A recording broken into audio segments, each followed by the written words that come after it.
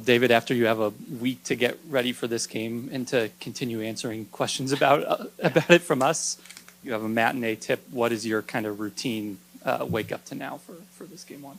I didn't have one, so just came in, did the normal thing I would do before. But I think for all of us, the 1:30 tip for us and them is a weird time to play. But the good thing about it is you just get to playing as opposed to waiting all day to compete. So just excited to get the thing going. You're right, it's too many days.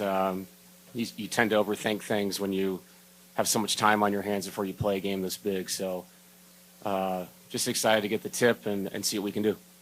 Dude, things tend to slow down in the playoffs. One of the few weaknesses on this Clippers team is they're actually bottom half in transition defense, even during the Kawhi stretch. You guys have pushed pace all year. How do you kind of balance how playoffs typically go in terms of transition with attacking them in that way? Yeah, as long as we're clean. You know, it's. I think we have to push the pace. It's how we've played. We're very lucky to have a center and a power forward that can rebound and push. It allows your smalls to get out and run. You don't have to, it's not one outlet pass to then advance the ball to the sideline. We can actually just go. But if you're going to do that, you got to get stops, and you got a defensive rebound at a high level. We've had issues with that this year sometimes.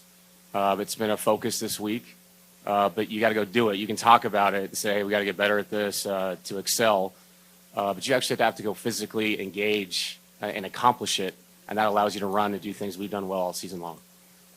David, how's Jamal looked to you recently? I know he had a hamstring that he came back from, and he's but this time of year is really when he has shined. Is he in physical condition to do that right now? I've been asking him how he feels, and the joke's been great. So that's the only thing I can say is he's great. He looks great. I feel great about him looking great. No, he's, you know what he is. I mean, you've been around him all these years. There's a different kind of focus. Not that he's focused during the regular season, but I just think the higher the tension, the better off he is. We know it's going to be a challenge, all the guys that can throw on him. So we have to help him out, but I'm expecting a high level of play from Jamal. Turnovers have been a big thing for you guys for most of the year, yet in these last 3 games, this winning streak, the number's been way down, I think averaging around 9. What has been the key to that, and how important is that for this series and if you go beyond? Extremely important, and I think the turnovers are down because we're just shooting the ball. I really mean that, and it sounds boring, but if you create a great shot, shoot it. Don't drive it back into Kawhi Leonard. Don't drive it back into last year in the playoffs, Rudy Gobert. There's nothing there. So, if we're clean and we play through our best players and they create shots through other people, shoot them. And that allows us to have defensive balance. It allows us to get back and, really look at our game plan to see if it's working. Because you're right, we can't kick the ball around in this series and win it. We won't win the series. So we've got to be clean. Shots to the rim doesn't mean you're going to score a ton. It just means you give yourself a chance to get back and load up. So that's a key for us is confidence.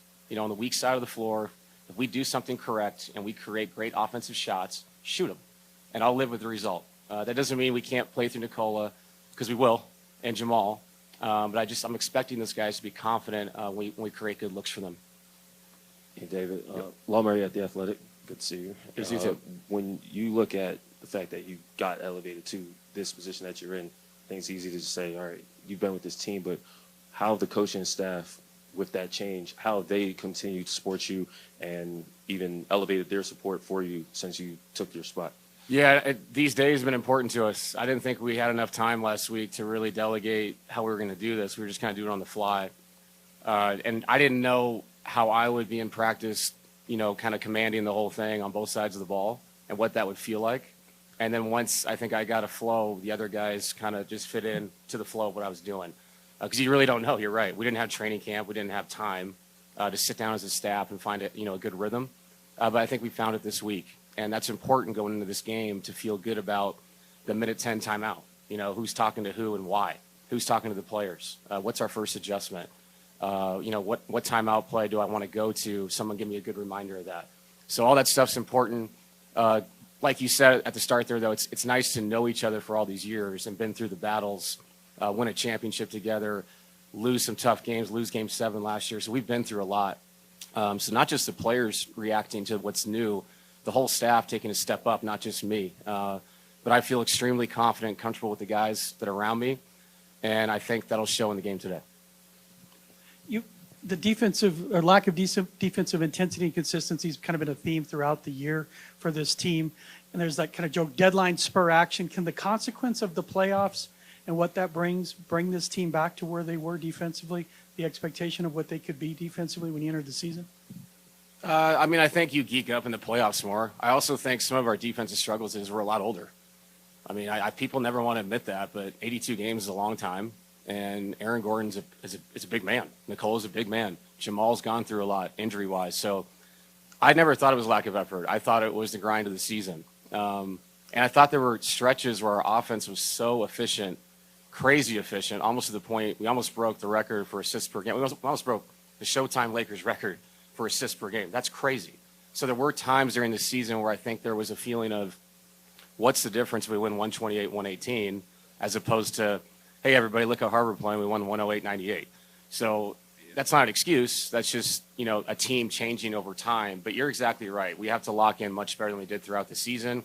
We did have good stretches, in important months where I thought the defense was a lot better. I thought the last 3 games, the energy was much better. So you're hoping that seeps into this, because if it's not, we're in trouble. Coach, what have you told your guys about guarding Harden without fouling? It's hard. He is we call it foul artist. I mean, even the way he shoots the ball in a way is contorting his body to get fouled, and he can still be successful in making shots. So we've challenged the guys. We've drilled it throughout the week, how to defend him the right way. You're going to foul him from time to time. I mean, if you don't, it means you're not being aggressive enough to get near his body. But you got to be disciplined. It's that fine line between being physical early and high IQ late. And not just with him, but with Norman going right and Kawhi going right and the pump fakes and all that stuff. So that's going to be a big key, because if they control the free throw line, they control the pace of the game. And I think you brought it up earlier, the transition offense, all that stuff. You can't have that if they're standing there shooting free throws. So we got to be disciplined. But like I said, not soft, physical and disciplined. And if we can do that, I think that'll help us get out and run. Coach, how'd you sleep last night? Well, yeah, I slept well. Watched X-Files with my kids. They're really into that right now. We're almost at the end of season 1. Yeah, I forgot how absolutely ridiculous that show is. Really entertaining, and also, high praise for Duchovny and Gillian Anderson. I forgot, what they bring to the table. And the guy did Californication too, so let's give him his flowers too. So no, I had a relaxing night. It was definitely on my mind, but it's impossible not to think about it. But you got to, this is basketball, and I got a family, and you chill with them, and here we go. You've talked about kind of the regular season challenges defensively with the older guys. We've got a younger guy in Christian who, has been taking on a lot of difficult matchups this year. What are you looking for from him defensively in this spot, in this series with the kind of isolation threats that the Clippers have? Christian doesn't feel young to me. High school champion, college championship, NBA championship, starting 2 guard for the Denver Nuggets. My concern is I hope he gets the respect he deserves, that they allow him to play the way that everybody else is going to play in this series. And if they do, he will be a high-impact player on the defensive end. And on the offensive end, his ability to handle the ball now, initiate offense, allows us to do a lot more with Jamal off the ball, as opposed to, I think, a lot last year was on Jamal's shoulders. Hey, bring the ball up the floor against pressure, get yourself open, make shots, make the right pass. Oh, yeah, guard your guy on the other end.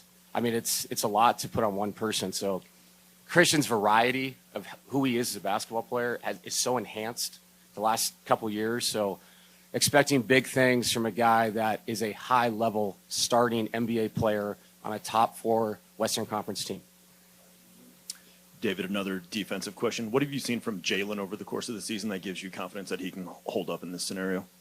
Yeah, Jalen, for his size, he actually is really sturdy. He doesn't get back down. He really has a low base. High IQ, weak side defender. So Jalen, first playoff for him, really playing. So I'm sure he'll go through some growing pains, but I've seen teams go at him, the last couple months, and I haven't seen a lot of success going that way. James is different with his size and Kawhi backing you down, but yeah, I think Jalen is going to hold his own, and he has a really good way about him right now. Throughout the week of practice, I didn't sense anxiety, which is a great sign. I didn't sense an overload of work. I got to do more. He stayed in his routine, stayed in his lane.